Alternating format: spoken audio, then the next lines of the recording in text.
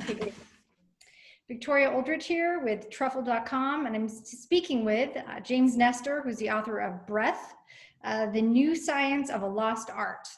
And I'll jump right into a little bit of background context of how you arrived with breath. You've basically had about a decade's worth of in-depth research. You've traveled most of the globe, I would say. You've gone everywhere from underground tunnels, wading through millions of bones of human remains, to speaking with medical experts and yogis and everyone in between.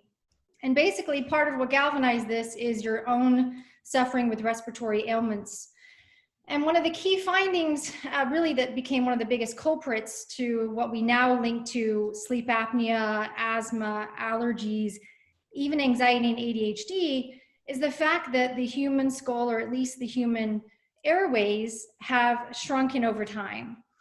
So let's branch also into another area that we've realized that breath is correlated to, and that's metabolism. I think that's something that will surprise a lot of people as they think they're sweating the fat off and getting themselves into fit shape. That's not exactly what's happening. Can you go into that a little bit more?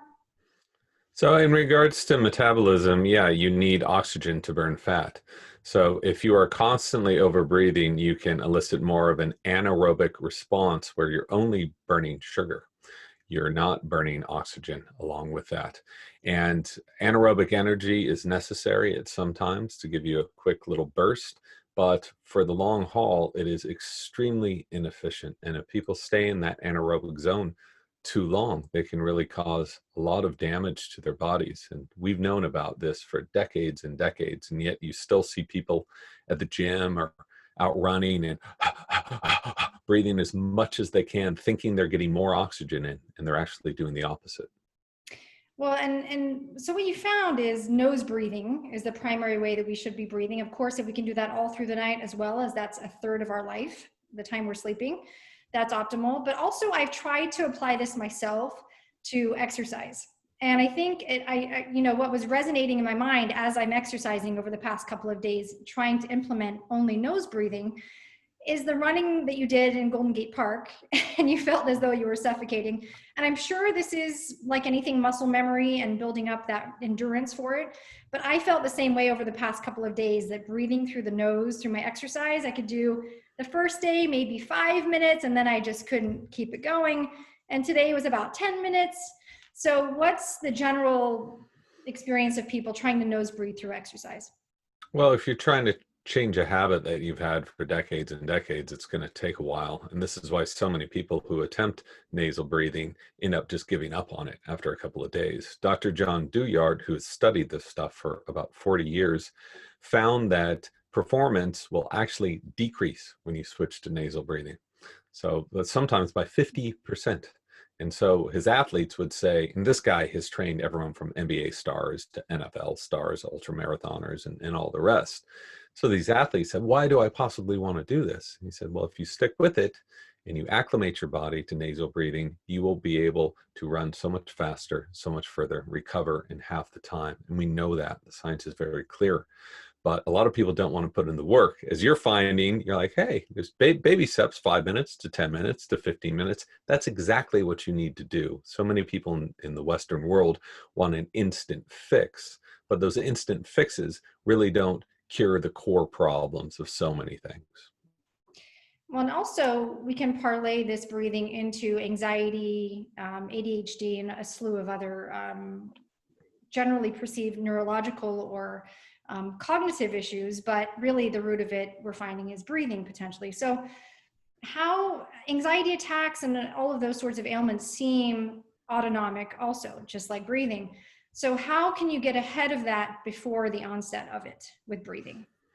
If you look at populations of people who have anxiety, who suffer from panic attacks, who have asthma, they traditionally breathe far over their metabolic needs. And because they breathe in this way, they're off-gassing a ton of CO2. So they're CO2 deficient. And a lot of us think that, why do we want CO2 in our body? This is bad stuff. Why do we want it in our atmosphere? But for the human body to operate correctly, for oxygen to get to where it needs to get, you need to have a healthy balance of CO2 and O2. So if you're constantly over breathing, you are going to have a CO2 deficit. So the reason why so many slow breathing protocols work so well for people with anxiety and asthma and so many other conditions is it allows them to become more comfortable with higher levels of CO2.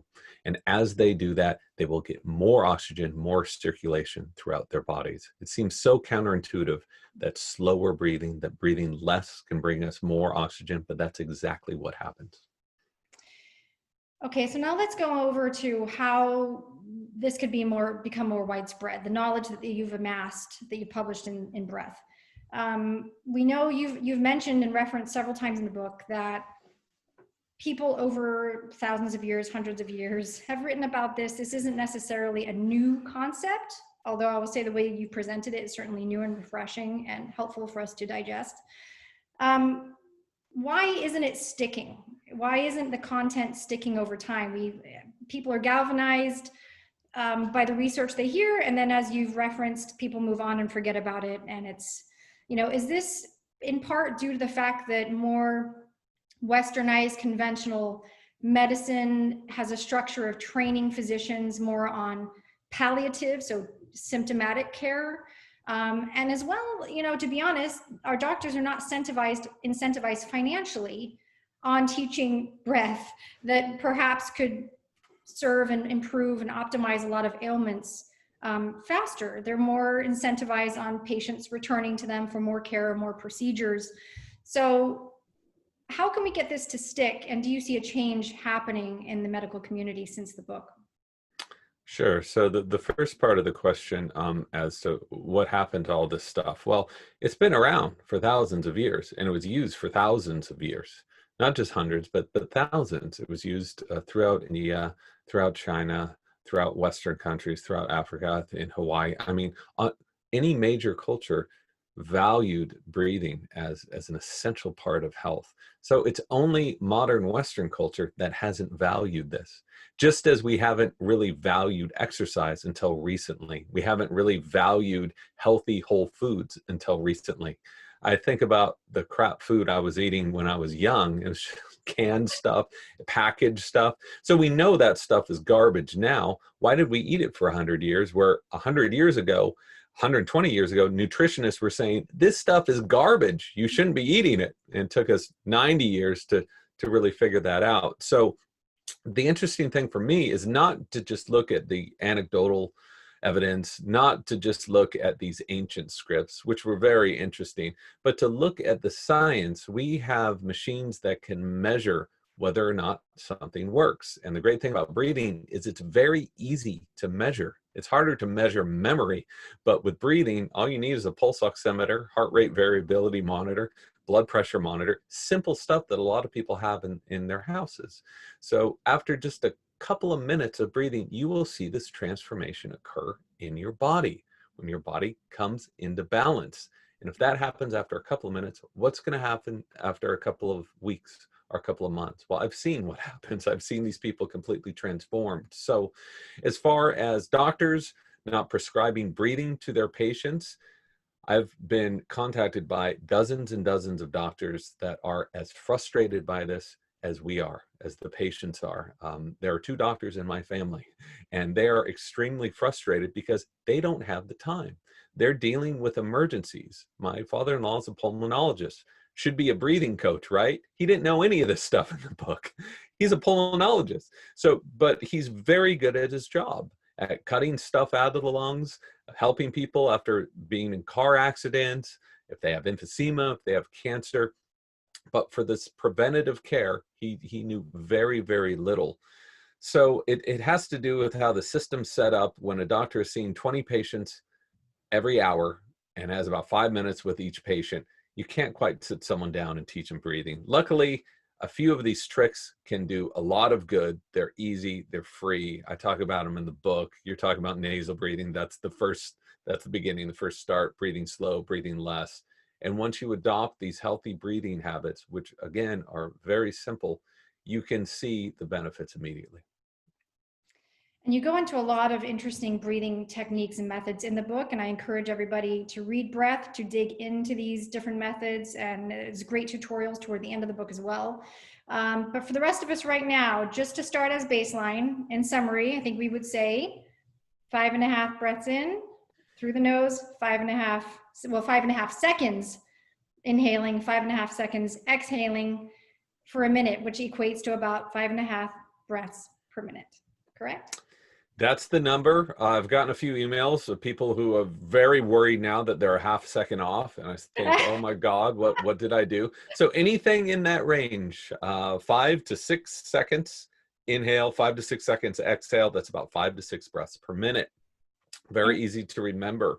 This is a great thing to use at any time. And psychologists and psychiatrists have been using this for decades and found it's very effective for anxiety, depression, so many other issues. And how many minutes per day?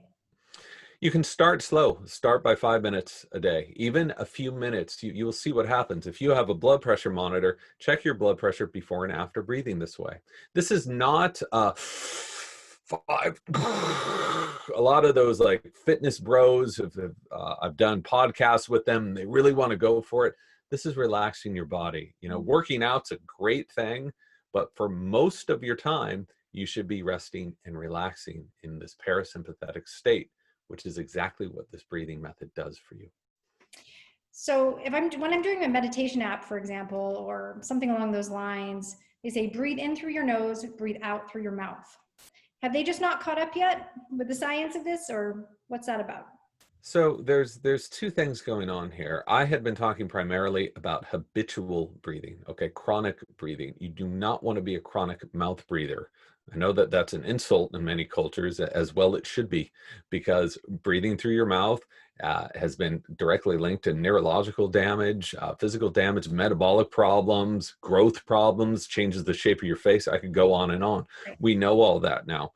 When you're doing an exercise, it doesn't matter. So some exercises, pranayama, you're breathing in and out through your mouth, or you're going like that. That's great. So for the other 23.5 hours of the day, breathe in and out through your nose. I don't know if you know Wim Hof or the Wim Hof method. He does this very intense breathing through his mouth. Everyone says Wim Hof breathes through his mouth. That's what I'm going to breathe through my mouth all the time. No, no, no. These are two different things. Imagine these breathing exercises like going to the gym. You're not going to spend 24 hours at the gym. It's going to destroy your body. But spending a half an hour or an hour there to sort of bolster your respiratory health, that's great. So you can breathe normally the rest of your time. Okay, great. On that note, I encourage everyone to read Breath. I will probably read it a second time. I think I mentioned this offline. I'm going to be sending this to everyone I know at the holidays. It is clearly the missing pillar of health. And I think, you know, we spend so much time trying to be aware of the foods now that we're ingesting and perhaps our living environments, but we really take for granted and miss the one thing that we do automatically and the one thing that without it, we wouldn't live. So let's pay more attention to our breath. Thank you, James. To everyone else listening and watching, if you enjoyed this content and would like more of it, please subscribe at Truffld.com. Thanks so much. I appreciate it. Thanks very much. Thank you for having me. Thank you. Bye.